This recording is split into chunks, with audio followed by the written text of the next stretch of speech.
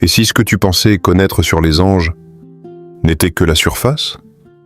Pas une image, pas une métaphore, pas une histoire pour rassurer, mais une réalité invisible, structurée, active et dangereusement méconnue. Depuis ton enfance, on t'a peut-être parlé d'anges comme de simples êtres lumineux, doux, presque décoratifs, des silhouettes ailées qui flottent dans le ciel, silencieuses et inoffensives. Mais la Bible ne présente pas cette image. La Bible révèle un monde organisé avec une précision divine, un royaume invisible où chaque entité a une fonction, une autorité, une mission. Un monde où rien n'est laissé au hasard. Un monde où certains anges ne parlent pas, ils exécutent. Où certains ne protègent pas, ils jugent. Où certains ne chantent pas, ils combattent. Et pendant que beaucoup vivent sans en être conscients, ce monde, lui, est en mouvement constant. Autour de toi, au-dessus de toi. Et parfois, en interaction directe avec ta vie. Mais voici la vérité qui dérange. La majorité des croyants ne connaissent qu'une infime partie de ce royaume. Ils connaissent des noms, mais pas les fonctions. Ils connaissent des histoires, mais pas les dimensions. Ils connaissent des apparitions, mais pas la structure. C'est comme observer un iceberg depuis la surface. Tu vois une petite partie, mais l'essentiel est caché, profond, massif, presque inaccessible à l'œil humain. Et aujourd'hui, tu ne vas pas rester à la surface. Aujourd'hui, tu vas descendre. Progressivement, intentionnellement, spirituellement. Tu vas plonger dans l'iceberg des anges bibliques. Chaque niveau que nous allons explorer va t'amener plus loin, plus profond, plus proche d'une réalité que peu osent vraiment comprendre. Mais avant d'aller plus loin, laisse-moi te poser une question. Es-tu prêt à voir ce que beaucoup préfèrent ignorer? Parce que comprendre le monde des anges, ce n'est pas juste acquérir de la connaissance, c'est changer ta perception de la réalité. C'est réaliser que certaines batailles que tu vis ne sont pas naturelles, que certaines protections que tu as reçues ne viennent pas de toi, que certaines directions dans ta vie n'étaient pas un hasard. Et soudain, tout prend un autre sens. Les retards, les combats, les portes qui s'ouvrent ou se ferment. Ce que tu pensais être une simple coïncidence peut révéler une intervention invisible. Mais fais attention, parce que plus tu descends dans cet iceberg, plus tu dois garder ton cœur aligné. Car le but n'est pas de te fasciner avec les anges. Le but est de te réveiller à la réalité spirituelle. Une réalité où Dieu règne au-dessus de tout, où les anges ne sont que des serviteurs, jamais le centre. Et pourtant, comprendre leur rôle peut transformer ta manière de prier, ta manière de voir, ta manière de marcher chaque jour. Alors prends ce moment au sérieux. Écarte les distractions, ouvre ton esprit, dispose ton cœur, parce que ce que tu es sur le point de découvrir ne s'adresse pas à la curiosité, mais à la conscience. Et si tu ressens déjà que quelque chose en toi s'éveille, alors reste attentif, parce que nous allons maintenant commencer par ce que tout le monde croit connaître. Mais même là, il y a plus que ce que tu imagines. Les anges messagers, ce sont les plus connus, mais ce sont aussi les plus mal compris. Quand la plupart des gens pensent aux anges, ils imaginent immédiatement ces êtres, ceux qui apparaissent, qui parlent, qui délivrent un message clair, précis, presque humain. Et pourtant, chaque apparition d'un ange messager dans la Bible n'est jamais banale. Elle interrompt le cours normal de la réalité. Imagine la scène. Un homme, une femme, seuls, dans un moment ordinaire. Et soudain, le temps semble suspendu. L'atmosphère change. Une présence se manifeste. pas une sensation vague, pas une émotion, une présence réelle. Un ange apparaît, et presque toujours. La première réaction humaine est la même, la peur. Pas une petite inquiétude, une peur profonde, viscérale. Pourquoi ? Parce que ces êtres ne ressemblent pas à ce que l'imagination humaine a créé. Ils portent une autorité, ils dégagent une puissance, ils incarnent une réalité qui dépasse totalement le monde naturel. Quand Gabriel apparaît, il ne demande pas la permission, il ne suggère pas, il annonce, il déclare ce qui va arriver, il parle au nom de Dieu, et ce qu'il dit s'accomplit. C'est là que beaucoup se trompent. Les anges messagers ne sont pas de simples facteurs célestes. Ils ne livrent pas des informations neutres. Ils transportent des décrets. Quand ils parlent, le ciel a déjà décidé.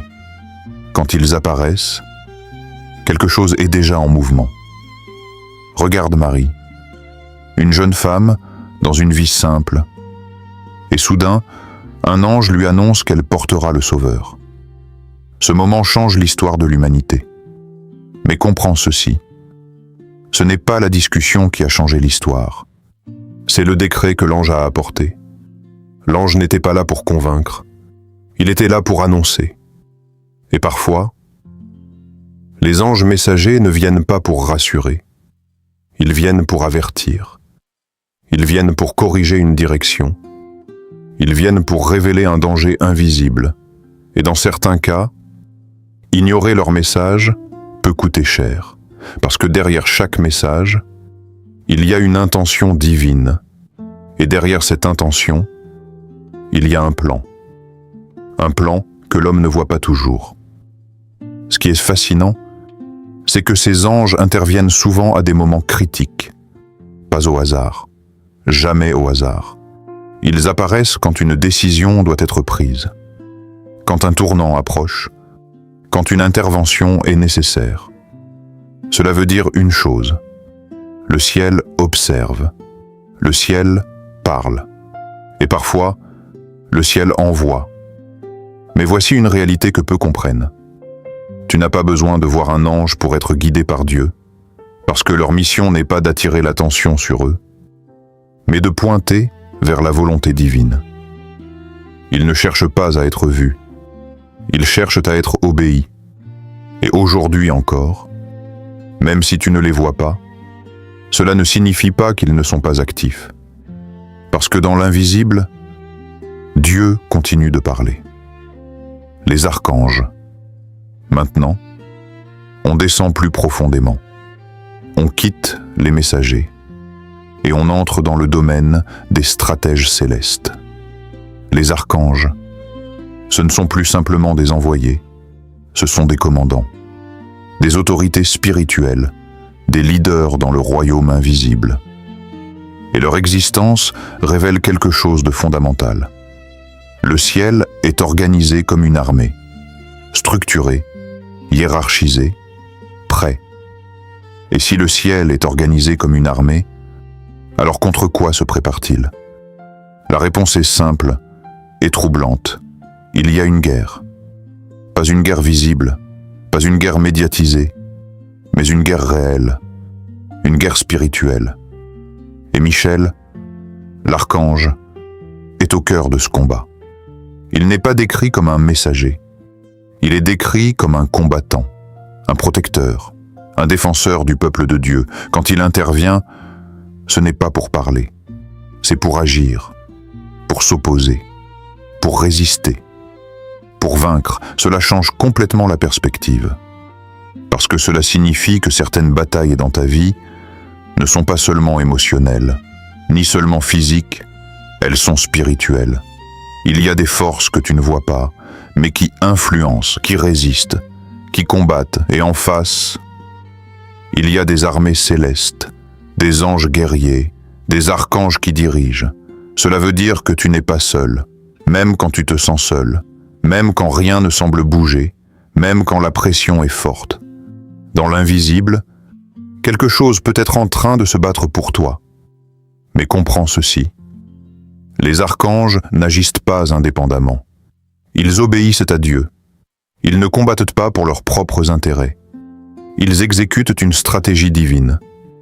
Cela signifie que chaque combat a un sens.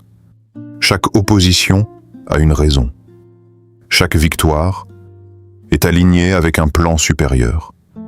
Et si tu pouvais voir ce qui se passe réellement, tu comprendrais que certaines de tes prières ne sont pas ignorées. Elles sont en train de déclencher quelque chose. Les chérubins, encore plus bas, encore plus profond.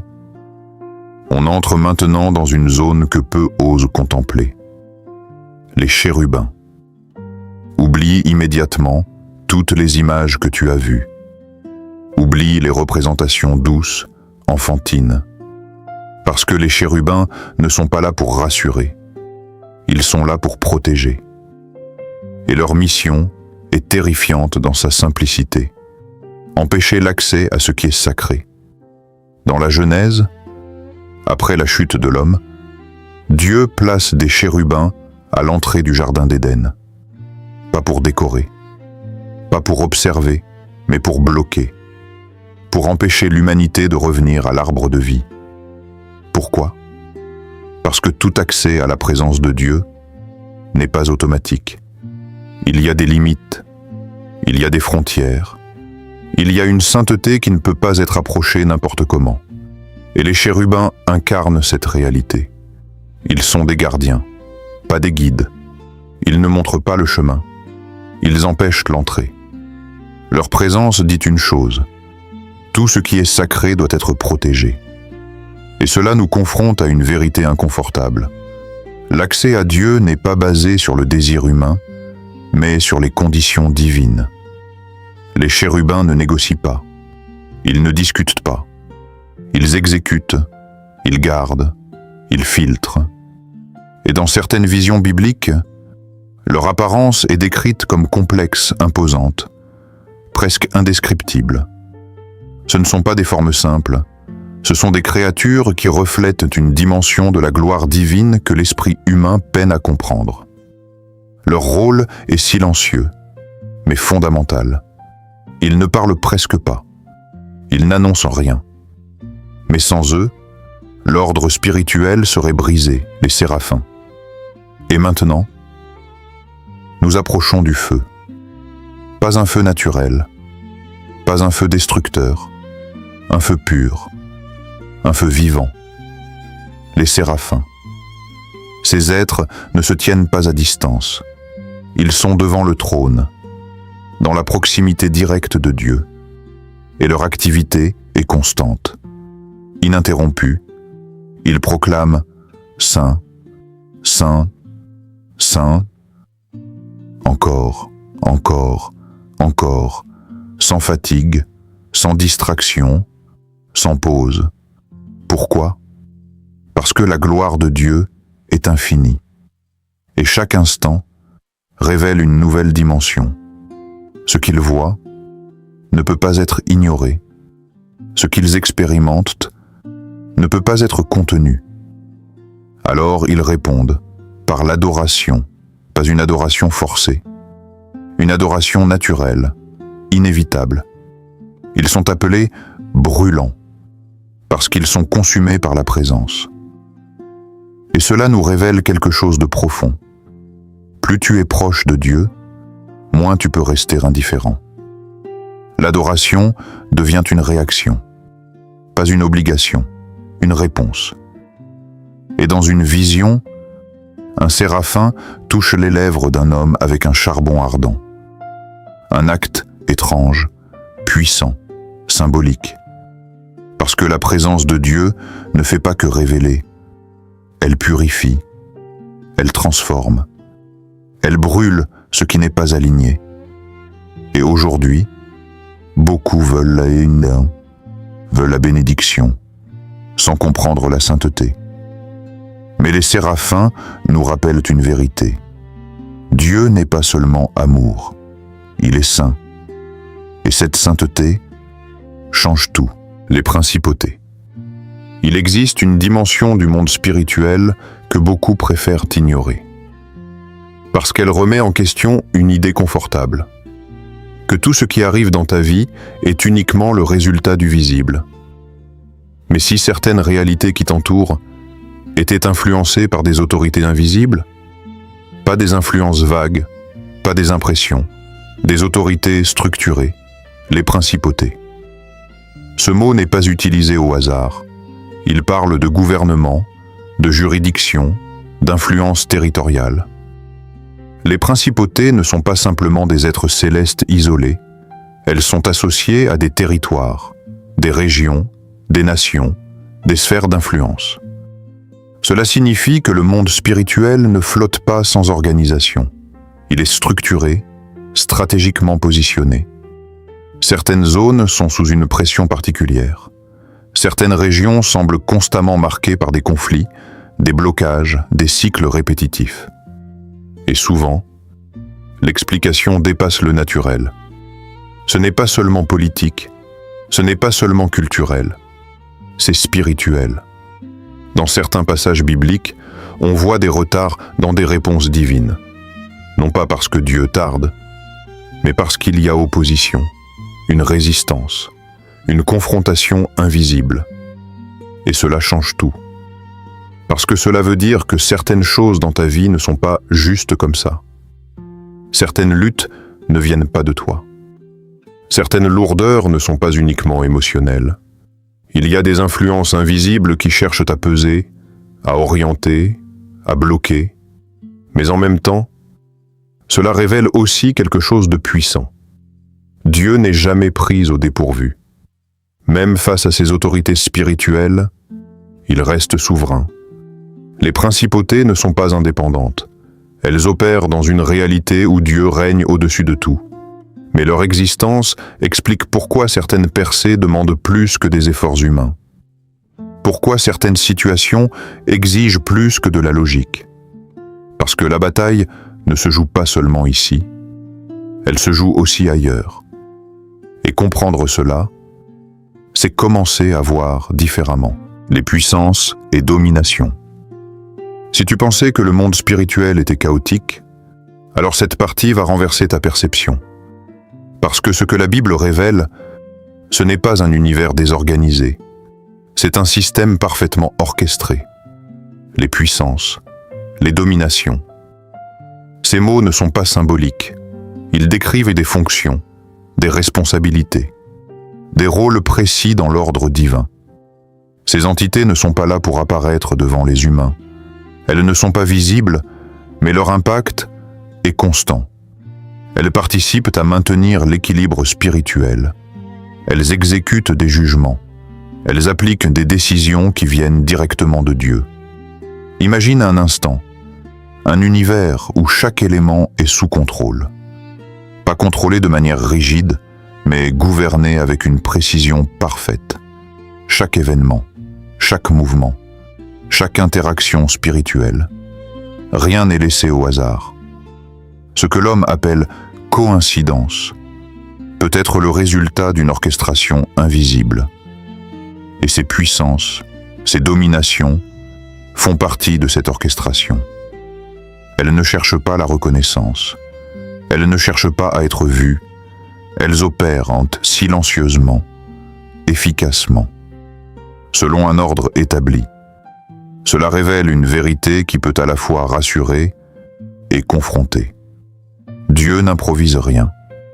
Même quand ta vie semble désordonnée, même quand les événements paraissent incohérents, il y a un ordre supérieur, invisible, mais réel, et comprendre cela, c'est commencer à faire confiance différemment. Les anges guerriers. Maintenant, imagine une scène, pas une image douce, pas une lumière apaisante, une bataille, invisible à l'œil humain, mais violente dans sa réalité. Des forces qui s'opposent, des mouvements rapides, des affrontements directs. Et au milieu de ce chaos invisible, les anges guerriers. Ils ne négocient pas, ils ne discutent pas. Ils combattent, leur mission est claire. Intervenir, protéger, détruire ce qui doit être détruit. Dans les récits bibliques, un seul ange peut renverser une armée entière.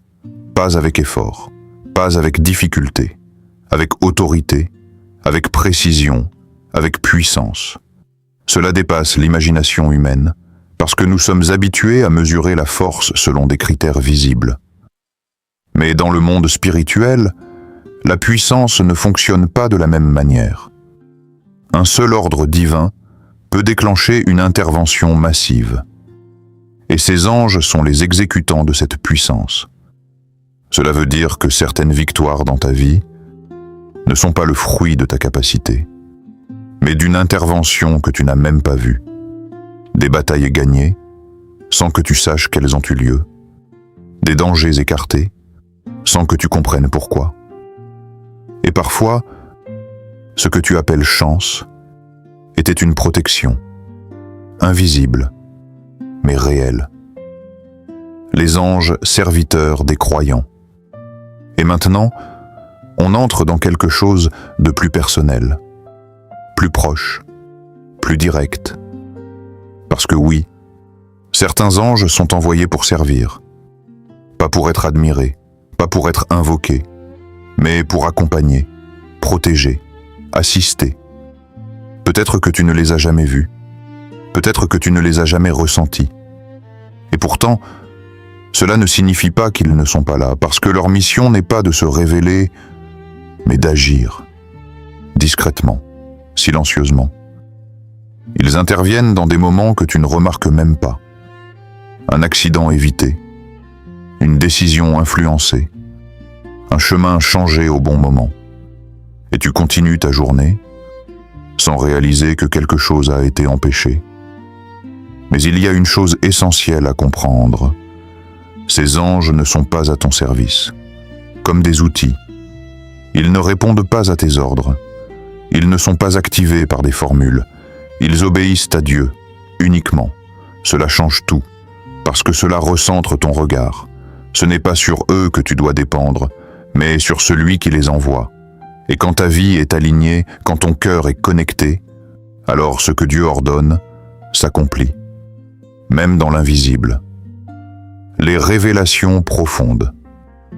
Maintenant, tu es descendu, plus bas que la surface, plus loin que les images simples. Et ici, tout devient plus clair, mais aussi plus sérieux.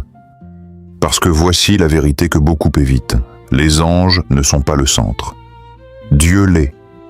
Et c'est là que le danger commence. Quand l'homme découvre le monde spirituel, il peut facilement être fasciné, captivé, attiré par les manifestations, les visions, les expériences. Mais si tu n'es pas vigilant, tu peux perdre l'essentiel, chercher les manifestations, au lieu de chercher la présence, chercher les signes, au lieu de chercher Dieu. Et c'est là que beaucoup se trompent. Le monde spirituel n'est pas un spectacle, ce n'est pas quelque chose à consommer, ce n'est pas un domaine à explorer pour satisfaire une curiosité.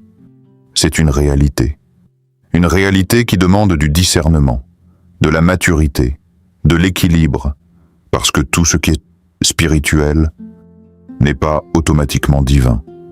Et tout ce qui brille ne vient pas forcément de Dieu. Alors la vraie question n'est pas « est-ce que les anges existent ?», mais « est-ce que ton cœur est aligné avec Dieu ?» Parce qu'au final, ce n'est pas la profondeur de ta connaissance qui te protège, c'est ta relation. Et dans tout ce que tu viens de découvrir, une chose doit rester claire. Les anges exécutent, mais Dieu règne. Père éternel, dans le silence de cet instant, nous reconnaissons que nos yeux ont trop souvent été limités au visible. Nous avons marché selon ce que nous comprenons, selon ce que nous ressentons, selon ce que nous pouvons contrôler. Mais aujourd'hui, quelque chose change. Parce que ta parole révèle une réalité plus grande, plus vaste, plus profonde que ce que nos sens peuvent en saisir. Alors Père, ouvre nos yeux spirituels, pas seulement pour voir, mais pour discerner. Donne-nous une perception qui va au-delà des apparences, un discernement qui traverse les illusions, une sensibilité à ce qui est invisible, mais réel. Apprends-nous à reconnaître ta main, même quand elle agit dans le secret. Dans les moments où nous ne comprenons pas, dans les saisons où tout semble confus, dans les situations où nous avons l'impression de perdre le contrôle, rappelle-nous que tu n'as jamais cessé de régner. Protège-nous, Seigneur, pas seulement des dangers visibles, mais de ceux que nous ne voyons pas. Des attaques silencieuses, des influences cachées, des pièges invisibles. Garde nos vies, garde nos pensées, garde nos décisions. Quand des batailles se lèvent contre nous dans l'invisible, que ta puissance se manifeste. Que tes anges soient envoyés, non pas selon nos désirs, mais selon ta volonté parfaite. Qu'ils accomplissent ce que tu as ordonné, qu'ils gardent ce que tu as établi, qu'ils interviennent là où nous ne pouvons pas aller. Mais au milieu de tout cela, garde nos cœurs. Parce que le plus grand danger n'est pas ce qui se passe autour de nous, mais ce qui peut se produire en nous. Ne permets pas que nous soyons fascinés par les manifestations au point d'oublier ta présence. Ne permets pas que nous cherchions les signes au lieu de chercher ta face. Ancre-nous en toi, stabilise-nous dans ta vérité, rends-nous sobres, vigilants, enracinés. Que notre foi ne repose pas sur ce que nous voyons, mais sur qui tu es. Père, forme en nous une maturité spirituelle, une foi qui ne dépend pas des émotions, une relation qui ne vacille pas selon les circonstances. Apprends à pourquoi la marcher avec toi, dans l'invisible comme dans le visible. Et si aujourd'hui, quelqu'un qui écoute cette prière se sent perdu, affaibli, fatigué, qu'il reçoive maintenant ta paix. Pas une paix fragile, mais une paix profonde, une paix qui dépasse la compréhension, une paix qui reste même au milieu du combat. Et que dans ce moment, quelque chose se réaligne, quelque chose se restaure, quelque chose se fortifie. Au nom de Jésus, Amen. Le monde des anges est réel, pas symbolique, pas imaginaire, pas exagéré, réel. Mais il y a une vérité encore plus importante que cela. Une vérité que tu ne dois jamais perdre de vue. Les anges ne sont pas le centre. Ils n'ont jamais été destinés à l'être.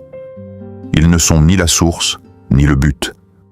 Ils sont des serviteurs, des exécutants, des instruments.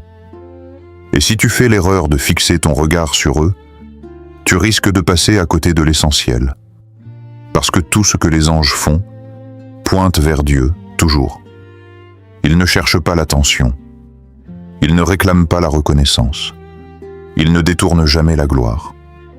Ils exécutent et ils s'effacent. Alors si ce message t'a marqué, si certaines choses t'ont interpellé, si tu ressens que ta perception a changé, ne t'arrête pas à la fascination, ne reste pas au niveau de la découverte. Va plus loin, parce que ce message n'était pas destiné à te divertir. Il n'était pas là pour éveiller une simple curiosité. Il était là pour te réveiller à une réalité que beaucoup ignorent, te réveiller à une dimension que beaucoup négligent, te réveiller à une vie spirituelle plus profonde, plus consciente, plus alignée. Parce que comprendre le monde spirituel, sans se rapprocher de Dieu, reste incomplet, et même dangereux. Mais quand la révélation te conduit à lui, alors tout change. Ta manière de voir change, ta manière de penser change, ta manière de vivre change. Et soudain, tu ne marches plus de la même façon. Si ce message t'a ouvert les yeux, alors ne laisse pas ce moment passer comme un simple contenu de plus. Prends une décision, pas demain, pas plus tard, maintenant.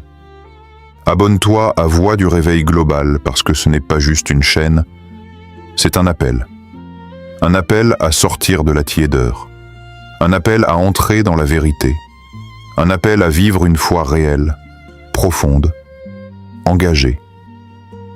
Active la cloche Parce que ce que tu entends ici, tu ne dois pas le manquer.